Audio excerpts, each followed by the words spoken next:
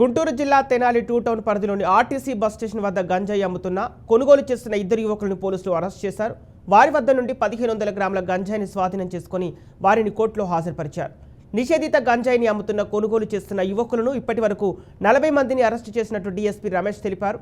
గంజాయి వల్ల యువకుల భవిష్యత్తు నాశనం అయిపోతుందని, దీన్ని ఎవరు ప్రోత్సహించినా కఠినమైన చర్యలు తీసుకుంటామని డీఎస్పీ రమేష్ హెచ్చరించారు.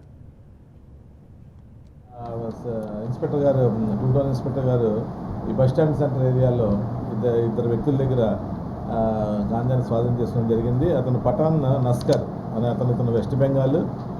గత 5 సంవత్సరాల నుంచి కూడా తెనాల్లో ఉంటున్నాడు. తెనాల్లో ఉంటూ మగ్గం వర్క్స్లో ఇతను పనిచేస్తూ మహమ్మద్ షఫీ అని చెప్పేసి అతను వెస్ట్ బెంగాల్ నుంచి ఇతను తీసుకొచ్చి గంజా ఇస్తాం జరిగింది.